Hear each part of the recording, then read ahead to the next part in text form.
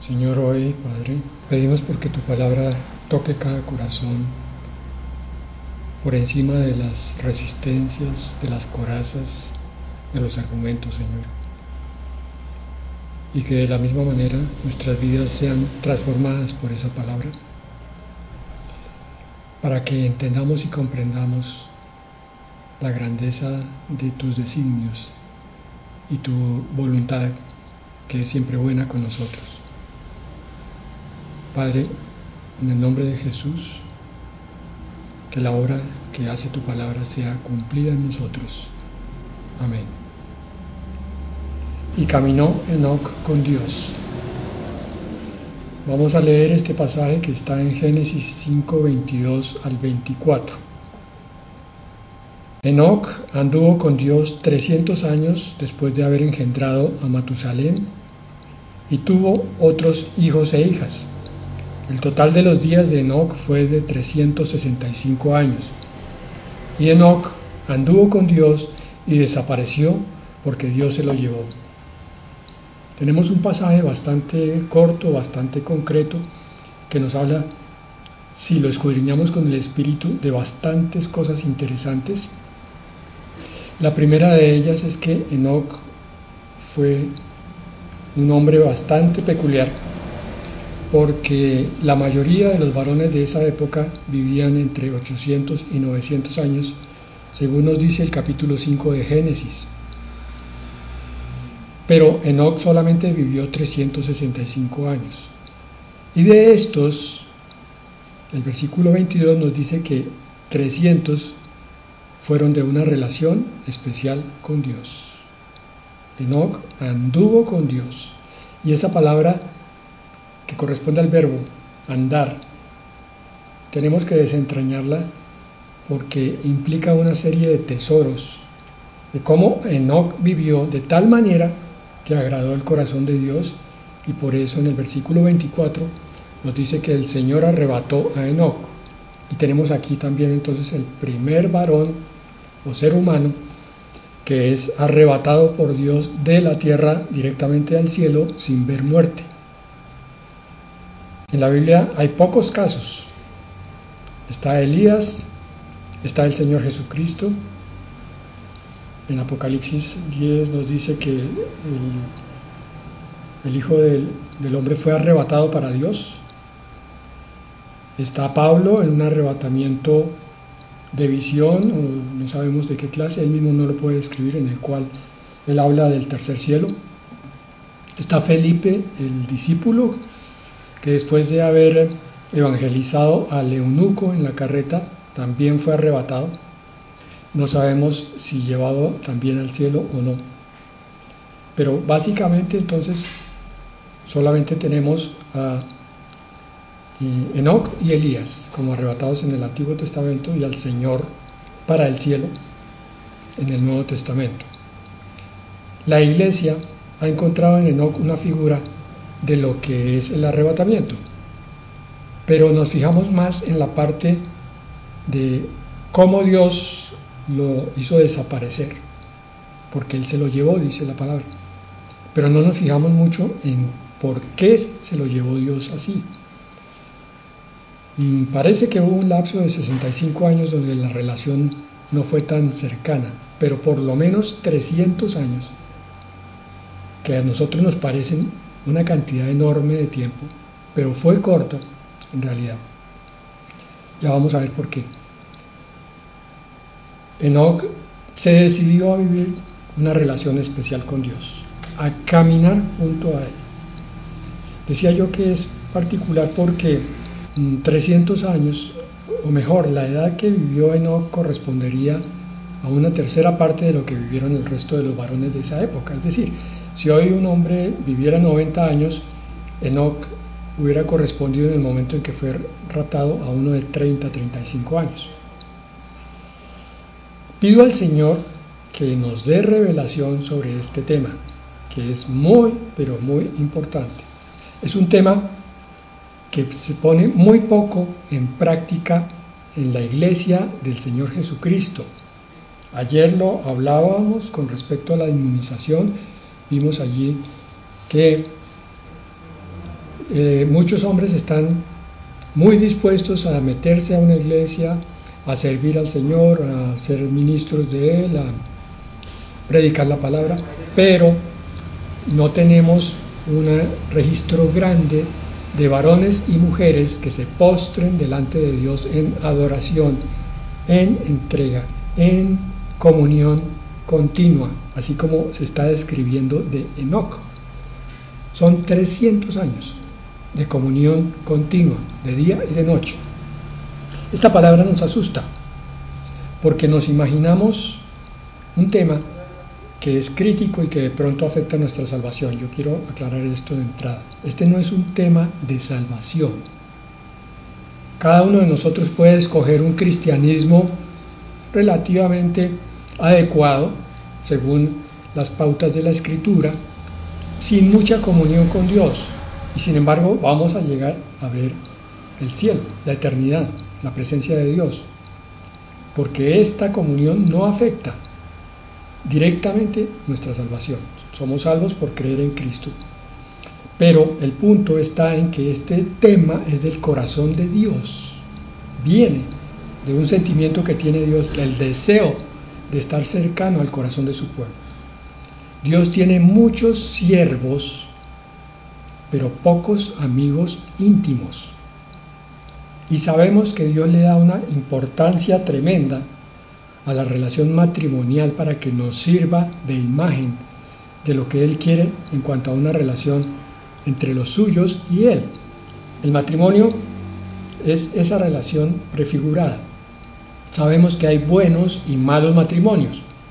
En los malos matrimonios solamente dos personas viven bajo el mismo techo, pero no conviven de corazón a corazón. El buen matrimonio es lo que Dios siempre coloca delante de nuestro ser, de nuestra vista, expresándonos que ese es su deseo. Él quiere que nosotros estemos cercanos, íntimos, como una esposa amorosa a su corazón.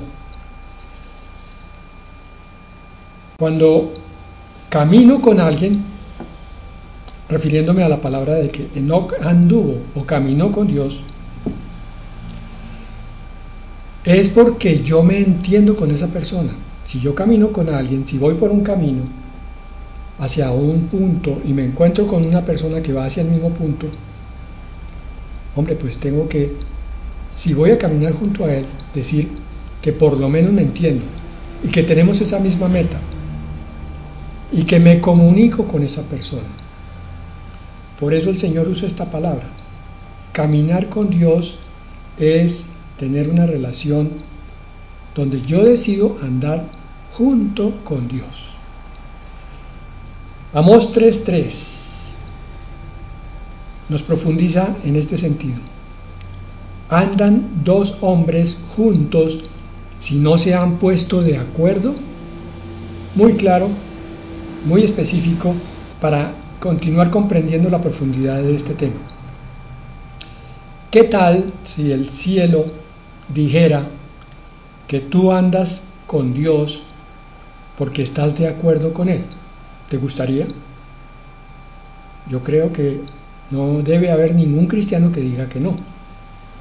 Este es el verdadero sentido de la palabra que se oye con frecuencia en las iglesias, koinonía, pero no sabemos bien qué es. Me dice, qué rico hermano la koinonía, pero es que no entendemos.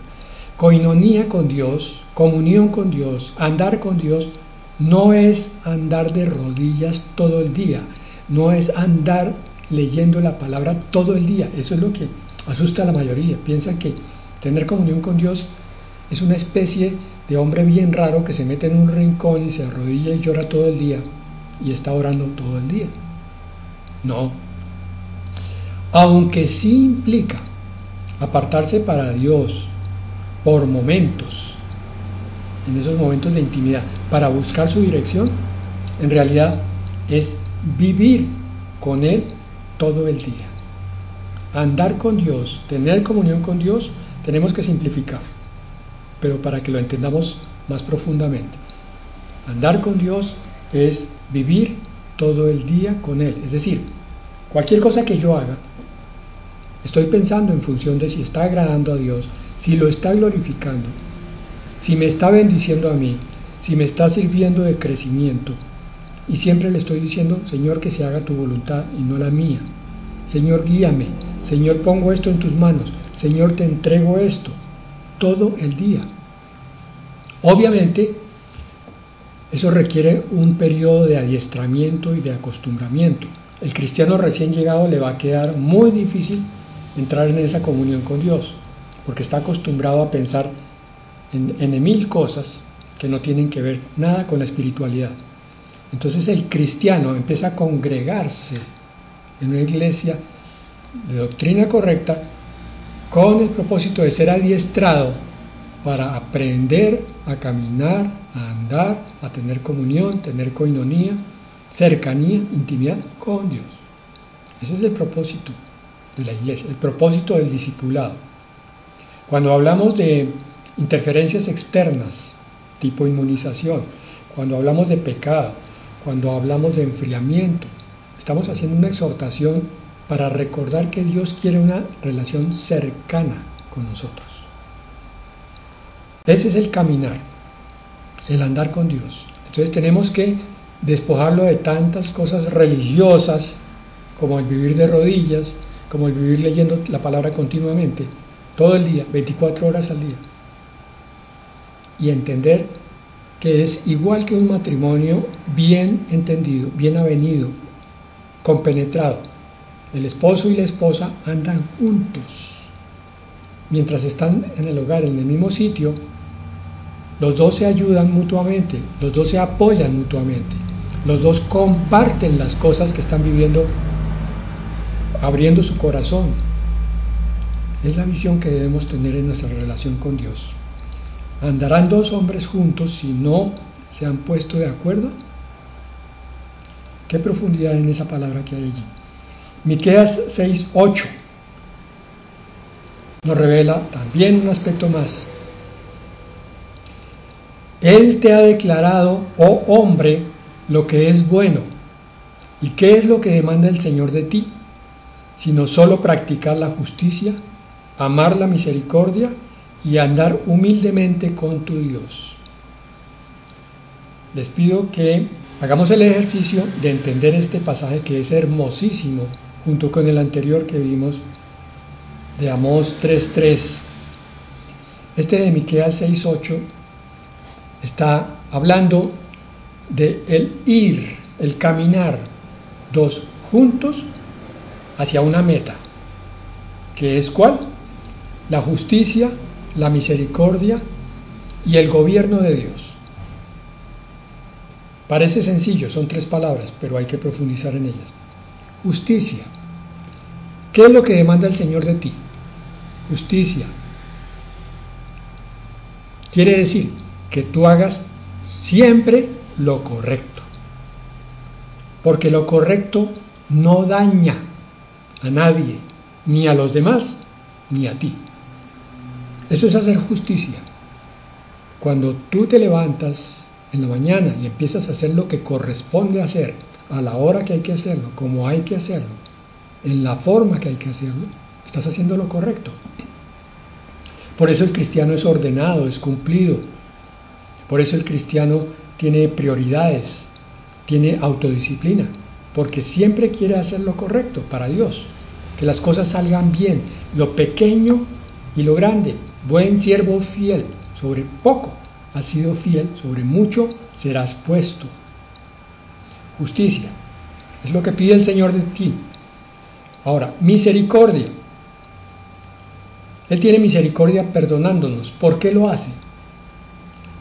Porque por un lado nos tolera, porque somos hechura suya, y sabe que somos perfectibles pero imperfectos. Entonces nos comprende. Oigan bien, no hay que confundir esto con la permisividad. El Señor nos entiende, pero quiere llevarnos siempre a un estado de santidad.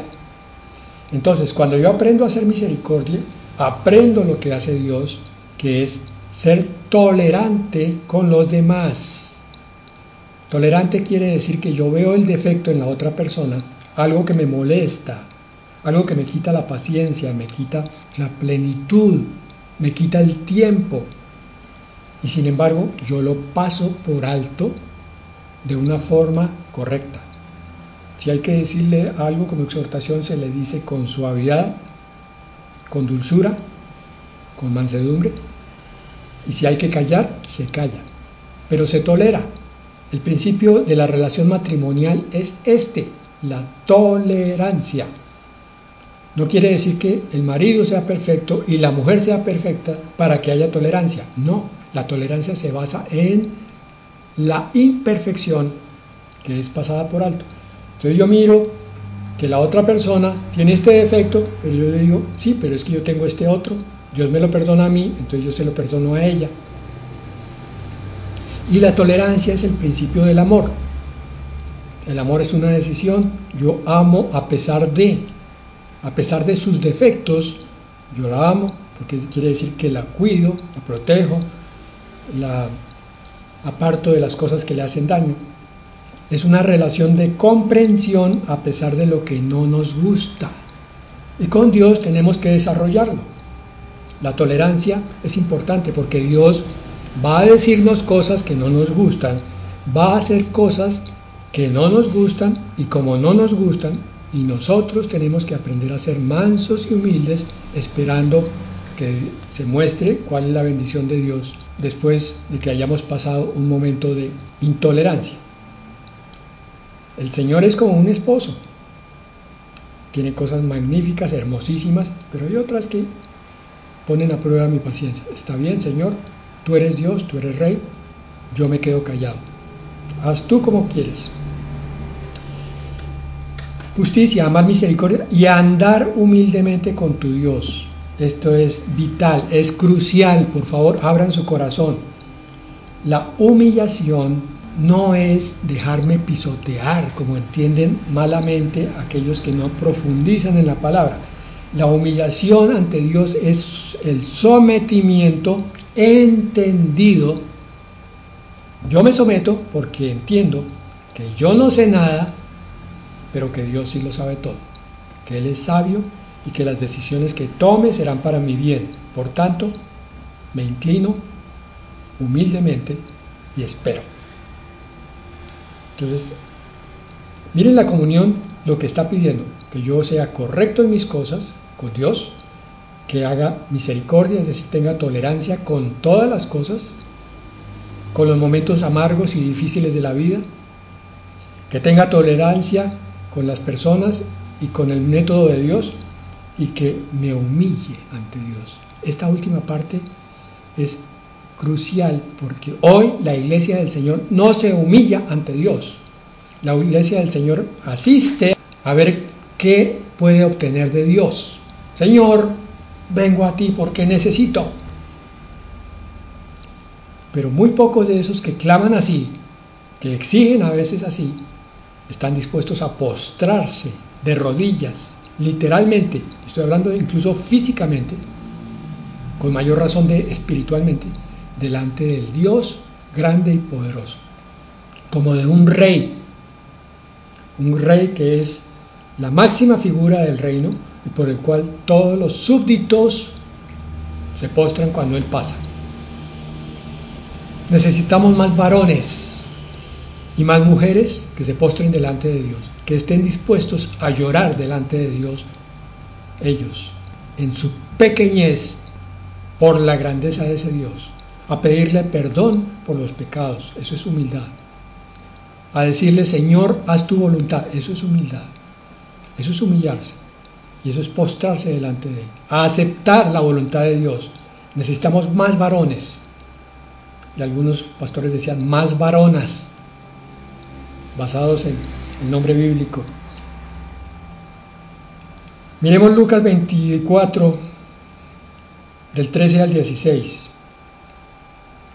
Como yo entiendo que no sé nada, pero Dios sí, entonces humillarme y estar en comunión con Él implica que yo voy a estar pendiente de lo que Dios diga. Lucas 24, 13 dice, aquel mismo día, 2 de los discípulos iban a una aldea llamada Emaús, que estaba como a 11 kilómetros de Jerusalén. Conversaban entre sí acerca de todas estas cosas que habían acontecido. Y mientras conversaban y discutían, Jesús mismo se acercó y caminaba con ellos, pero sus ojos estaban velados para que no lo reconocieran. Aquí no es Enoc caminando con Dios, aquí son dos discípulos caminando con Jesús. Solo que en un momento están caminando dos hombres únicamente. ¿Y qué están haciendo? Están conversando. El principio de la comunión, del caminar junto con Dios, es conversar con Él. O sea, que sea un diálogo de ida y de vuelta, de dos vías. Dios me habla, yo lo oigo, yo le hablo y le pido. Aquí el Señor se acerca y empieza a caminar con ellos. Solo que los discípulos no lo reconocen y solo hasta el final el Señor se muestra. ¿Y cómo se muestra? Dice el versículo 27, comenzando por Moisés y continuando con todos los profetas, les explicó lo referente a él en todas las escrituras. A ver, estos discípulos habían estado cercanos a Jesús. Físicamente habían caminado con él, pero esta era la primera vez que caminaban espiritualmente con él, de tal manera que el Señor ahora les estaba revelando la palabra, les estaba haciendo entender por qué había ocurrido la cruz, la muerte y todo aquello por lo cual ellos estaban dolidos porque no habían comprendido. Y no habían comprendido, por tanto, no pensaban que hubiera resurrección, no la esperaban. Cuando yo camino con Dios, aparte de andar, converso con Él. Intercambio mi corazón con el suyo. Él abre su corazón a mí, yo abro mi corazón a Él. Y se aprende del Maestro. Sé que esto les puede sonar raro a algunos, pero hasta que no se empiecen a meter con Dios, no van a descubrir estos secretos. ¿Para qué es eso de buscar a Dios en el lugar santísimo, en el lugar íntimo? Hombre, no es para que te digan santo, para que te digan, uy hermano, usted se la pasa orando. El meterse con Dios es para recibir entendimiento y revelación. Cuando tú buscas a Dios, la Biblia se amplía impresionantemente. Tú empiezas a ver cosas que antes no habías comprendido, empiezas a ver tu vida con otro color, empiezas a ver que tu vida no está perdida, no es una pérdida de tiempo, no es una sucesión de dolores sin propósito, sino todo lo contrario, que hay un plan de parte de Dios para tu vida, grande, pequeño, mediano, no importa, pero ese plan le da completo sentido a tu vida y tu vida adquiere color, calor, luz cada día. Sabes por qué te levantas, sabes para qué trabajas y sabes para qué vas a reposar. Y el día siguiente empieza la aventura. No hay un día aburrido, no hay un día monótono, no hay un día triste en el sentido de perdido, porque Dios está hablando a tu corazón y te está mostrando que Él te lleva de la mano en ese caminar. Y que sea que termines como pastor de una iglesia de 30,000 o 300,000, o que sea que termines como pastor solamente de tu familia, el propósito para ti siempre es grande, porque Dios no mide los ministerios por número. A Él le da lo mismo un pastor de 30,000 que uno de 3. Lo que importa es el corazón con que se hace ese pastorado. Y ese corazón solamente se te va a dar cuando hables con Dios, en esa comunión, en ese caminar de cada día. Se cuentan allí también los miedos. Uno abre su corazón, Señor, mira que esto me pasa, yo no sé por qué no puedo avanzar en esto, muéstrame qué es lo que me tiene trancado, si hay miedo, revélame para que esto pueda ser quitado. También se le cuentan cuáles son los sueños. Señor, yo quisiera tal cosa, si es tu voluntad, Señor. Los planes. Salmos 73, 24. Con tu consejo me guiarás y después me recibirás en gloria. Qué hermoso. Primero el Señor me habla y me muestra entonces su gloria. No solamente la eterna, también la de aquí. Entro en la gloria de Dios cada vez que estoy cerca de Él. Ensáyalo, hermano, es cierto. Lo que te estoy diciendo es de la palabra de Dios. Estar junto a Dios es recibir su gloria, es recibir cosas sobrenaturales que ninguna mente puede comprender, que ninguna mente ha visto. Solamente las personas que han estado en esos estados pueden dar ciertas referencias con palabras torpes, toscas, porque son cosas tan inefables para el espíritu que no se pueden describir con palabras humanas. Meterse con Dios es un milagro, lo decía Pablo. Si en el espíritu no lo sé, si en el cuerpo no lo sé. Yo estuve en el tercer cielo, decía él, pero no lo puedo describir con palabras humanas. Segunda de Corintios 6:14. No están unidos en yugo desigual con los incrédulos, pues ¿qué asociación tiene la justicia y la iniquidad? ¿O qué comunión la luz con las tinieblas? Saltamos al versículo 16. ¿O qué acuerdo tiene el templo de Dios con los ídolos? Porque nosotros somos el templo del Dios vivo, como Dios dijo. Habitaré en ellos y andaré entre ellos y seré su Dios y ellos serán mi pueblo. Miren lo que hablábamos al principio del sueño de Dios. El corazón de Dios quiere saber que está caminando entre su pueblo, pero que su pueblo es de Él. No que su pueblo está distraído con muchas cosas. Está distraído incluso en una enseñanza bíblica. Que su pueblo está frío, está apático, está indiferente. El Señor quiere una relación cordial, una relación cercana, una relación cálida y mejor aún, apasionada. Pero esa pasión, esa calidez, no se logra solamente oyendo sermones. Mis hermanos, esa es la verdad que hacemos. Dios lo estableció así. La palabra es el camino para llegar a esa calidez de relación. Solamente después de haber yo leído la palabra o oído y voy a buscar la presencia de Dios, es cuando encuentro primero la presencia del Dios vivo, su compañía, su cercanía, su camaradería, su comunión, su protección alrededor de mí. Pero también empiezo a encontrar cosas que yo no me imaginaba. Su gloria me empieza a llenar, empieza a ser transformada mi vida porque Él me está llenando desde adentro. Yo soy un vaso de alfarero y Él empieza a llenarme. Antes estaba desocupado y yo hablaba de lo que no sabía. Pero cuando estoy lleno, ahora hablo de cosas que otros que están vacíos no entienden. Hablo de cosas grandes. A veces no sentimos la presencia o la compañía de Dios porque estamos muy ocupados en comunión con el mundo.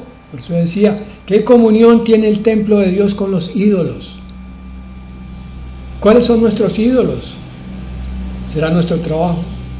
¿Será nuestro tiempo libre?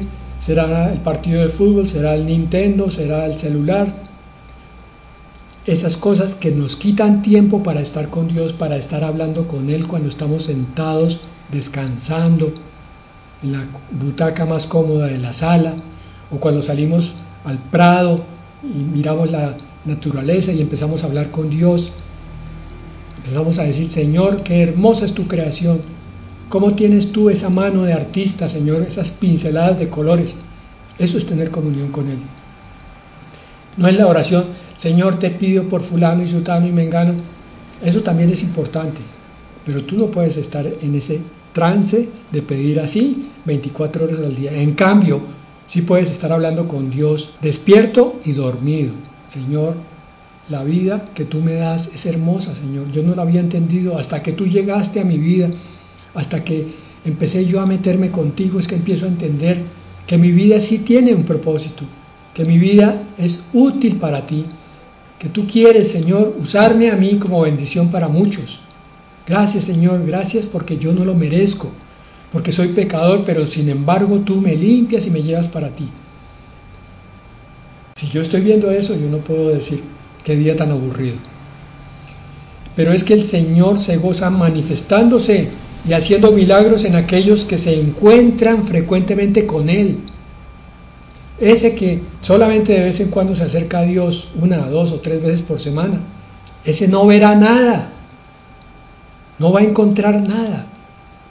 Y va siempre a estar rascándose la cabeza y diciendo, pero ¿qué es lo que tanto se predica del lugar secreto, de la intimidad con Dios? Yo no entiendo.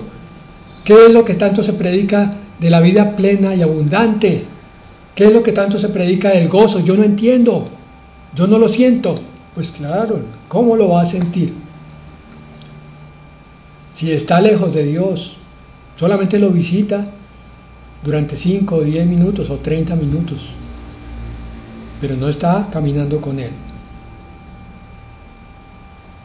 Y Génesis 17:1 dice, cuando Abraham tenía 99 años, el Señor se le apareció y le dijo, yo soy el Dios Todopoderoso, anda delante de mí y sé perfecto.